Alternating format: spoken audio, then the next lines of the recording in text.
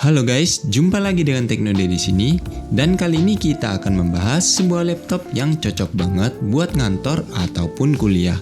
Brandingnya pun laptop bisnis dengan bobot yang super ringan. Harganya sendiri memang termasuk mid-range, tapi dengan fitur yang berbeda. Penasaran dengan produknya? Yuk kita langsung gas aja untuk review laptop dari HP Pavilion Aero 13. Yang pertama pasti dari segi harganya ya, karena itu alasan utama kita dalam memilih sebuah laptop.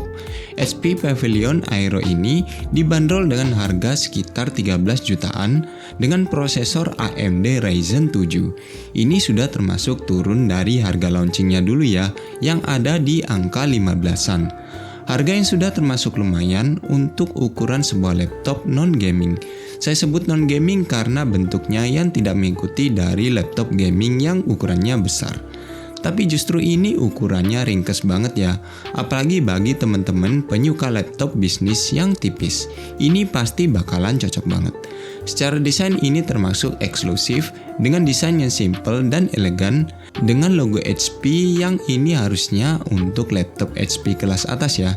Untuk dari segi desainnya sudah agak berubah dari yang lama dan ini cenderung lebih bagus. Ukuran laptopnya termasuk mini dengan dimensi 29 x 20 x 1,6 cm dengan bahan chassis dari magnesium aluminium yang surprisingly laptop ini beneran super ringan banget loh, di bawah 1 kg. Tapi karena bahan dari chassisnya ini ada magnesiumnya, jadi sudah termasuk kokoh untuk build quality-nya. Cocok banget buat kalian yang mobile dan gak suka dengan laptop yang berat. Di bagian bawah ada dua rubber feet yang memanjang dan dua buah lubang speaker di bagian kiri kanannya. Kerennya laptop ini sudah bisa diangkat dengan menggunakan satu jari aja loh. Jadi makin menambah kesan premiumnya. Untuk bagian internalnya sendiri saya juga suka sih. Secara desain termasuk beda, baik secara layout keyboard maupun layarnya. Keyboardnya ini memang tampak penuh banget hingga bagian sampingnya. Tapi justru ini yang membuatnya tampak elegan. Tombol powernya sendiri terpisah di bagian kanan atas dan juga sudah ada untuk fitur backlight dari keyboardnya. Untuk feels ngetiknya masih enak dengan font atau legend yang tipis seperti ini. Tapi masih bisa terbaca dengan baik dan terlihat elegan. Untuk bagian bawahnya ada touchpad yang sudah termasuk luas dengan gestur yang sudah seperti laptop kelas atas ya. Seperti untuk penggunaan dua jari untuk scroll dan klik kanan, serta tiga jari untuk swipe. Buttonnya masih termasuk sensitif dan enak. Di bagian kanan atas padnya ada sidik jari yang bisa diaktifkan. Jadi termasuk fitur yang oke juga nih. Lalu untuk port koneksinya sendiri sebenarnya gimana ya? Udah lumayan lengkap tapi ada yang kurang. Di bagian kiri ada full size HDMI 2.0, satu buah USB-A 3 Gen 1, satu buah USB-C 3 Gen 2 yang sudah support power, dan satu buah jack audio 3,5 mm. Di sebelah kanannya ada port untuk power DC dan juga satu USB-A 3 Gen 1. Nah sayang banget yang kurang adalah dari slot card reader-nya ya. Kalau ada udah pasti lengkap banget. Dan untuk USB-A-nya ini ada kayak semacam pelindung ya, biar nggak kena debu. Untuk layar 13 inch-nya sendiri saya suka banget. Bezelnya sudah termasuk tipis dengan warna yang vibrant. Layarnya ini berjenis IPS yang sudah anti glare, sudah Full HD tapi dengan resolusi di 1920 x 1200 pixel dengan kecerahan 400 nits dan 100% sRGB. Jadi untuk warnanya ini memang termasuk cerah dan vibrant banget. Jadi mau dibuat nonton film ataupun bermain game, ini rasanya puas banget ya dengan layar yang terang seperti ini. Tapi tetap ya, untuk frame rate-nya sendiri maksimal di 60 Hz. Bagian yang paling saya suka adalah bezel monitornya yang sudah termasuk tipis. Jadi kelihatan keren aja. Untuk bagian atasnya ini ada webcam yang sayangnya ini masih 7200p ya. Di harga segini sayangnya masih 720p. Tapi untungnya untuk kualitas gambar serta suara mic-nya masih terbilang lumayan. Berikut ini adalah dari sampelnya. Halo, Cek 1, 2, 3, ini adalah kualitas mikrofon dan kamera yang dimiliki oleh HP Pavilion ya. Gimana hasilnya menurut teman-teman? Ini untuk keadaannya di dalam ruangan ya. Dan untuk cahayanya ini sudah lumayan terang dan gambar yang dihasilkan sudah termasuk lumayan bagus. Cek 1, 2, 3, ini adalah penggunaan konflik dari kameranya jika dipakai di luar ruangan. Untuk keadaannya memang ini lumayan rame. Jadi apakah saya terdengar dengan baik? Karena saya ini sudah memiliki noise cancellation yang sudah bilang untuk cukup baik ya. Hold me close till I get up. Time is barely on our side. I don't wanna waste what's left. And on we'll go. Through the wastelands, through the highways. And on we'll go.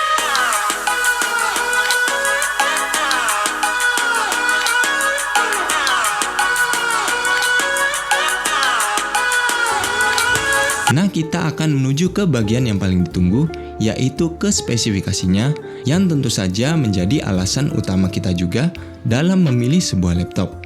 Apakah laptop yang bisnis look ini bisa dibuat gaming? Nah, dengan prosesor AMD Ryzen 7 7735U dengan 8 core dan 16 thread dan fabrikasi transistor 6 nanometer, tentu saja sudah kencang banget ya, dan jauh lebih baik dari yang 7 nanometer. Untuk prosesornya ini sih termasuk udah kencang banget dengan base clock di 2,7 up to 4,8 GHz. Nah, kemudian untuk tambahannya juga sudah terdapat memori 16 GB LPDDR5 yang sayangnya masih onboard ya. Kemudian didukung juga dengan internal storage yang sudah termasuk maksimal ya di angka 1 TB PCI NVMe M2 SSD. Dan kemudian didukung oleh Windows 11 Home Edition, sudah termasuk overkill banget untuk urusan Office sehari-hari. SSD 1 TB itu sudah termasuk banyak banget ya, dengan writing speed dan read di angka maksimal 3000-an untuk read-nya dan 2000-an untuk writing-nya. Ya sudah termasuk lumayan sih, meskipun bukan yang paling kenceng. Untuk performanya sendiri di Cinebench ini sih sudah termasuk lumayan untuk laptop yang tipis seperti ini. Jika dipakai untuk urusan Office, anggap saja yang agak berat di sini adalah proses editing dengan menggunakan Premiere Pro. Untuk kelas file Full HD aja bisa dilibas dengan mudah. Dan kemudian untuk penggunaan dari 4K sendiri bisa dirender dengan beberapa menit saja. Ini sih memang dukungan dari prosesor Ryzen 7-nya dan juga dari RAM-nya yang sudah termasuk besar di angka 16 GB. Suhunya pun relatif stabil dan masih termasuk tidak terlalu panas. Tapi memang untuk urusan gaming hanya memiliki VGA on prosesor yaitu AMD Radeon Graphics. Tapi yang sebagaimana kita ketahui ya, jika VGA bawaan yang dimiliki oleh AMD itu sudah termasuk lebih stabil dari Intel ya, sehingga masih mumpuni untuk melibas beberapa game-game kasual seperti Dota yang sudah bisa tembus hingga 70-80-an di setting yang sedang. Kalau di setting yang rendah bisa hampir tembus ke 100 fps. Lalu untuk game seperti Apex Legends bisa dapat di sekitar 50-an fps, tapi di setting yang low ya guys. Nah, untuk beberapa game high-end lainnya seperti God of War ataupun Tomb Raider memang harus di-set ke pengaturan yang paling rendah agar kita bisa lebih menikmati dari gamenya. Ya, meskipun sesekali patah sedikit di setting Full HD tapi masih enjoyable kok. Untuk God of War bisa dapat di sekitar 30-40-an fps, sedangkan di Tomb Raider bisa dapat di sekitar 30 fps. Ya, karena memang ini bukan laptop buat gaming ya, yang punya dedicated graphic card sendiri. Dan memang secara ukuran kipasnya pun pasti lebih kecil dengan hanya satu buah kipas dan satu buah heat pipe. Nah, untuk suhunya sendiri ketika bermain game juga berada di angka sekitar 70-an derajat Celcius. Untuk yang terakhir adalah daya tahan baterainya sendiri, yang untuk TDP-nya berada di angka 43 Wh, yang untuk penggunaan kasual di nits yang gede sih bisa bertahan hingga 7 jaman, tapi jika dengan brightness yang lebih rendah, pastinya akan bisa bertahan lebih lama. Sudah termasuk lumayan untuk ukuran laptop bisnis. Untuk proses chargingnya sendiri termasuk lumayan lama ya, dengan power sebesar 65 watt, bisa full 100% setelah 2 jaman. Tapi asiknya di sini bisa pakai cas-casan USB Type-C jika sewaktu-waktu lupa. Nah, kesimpulannya, apakah HP Pavilion Aero 13 ini worth di angka 13 jutaan? Tapi sebelum menjawab itu, memang kita harus mengatakan jika laptop ini cocoknya buat kalian yang lagi nyari laptop super ringan yang bisa dibuat kerja ataupun berpergian. Ya, namanya juga laptop bisnis. Di harga segitu sih saya rasa masih termasuk worth ya, dengan kualitas yang ditawarkan.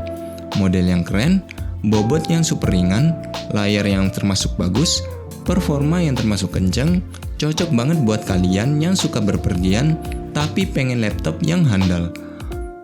Toh kalau mau yang kenceng gaming, ya sekalian mending rakit PC aja.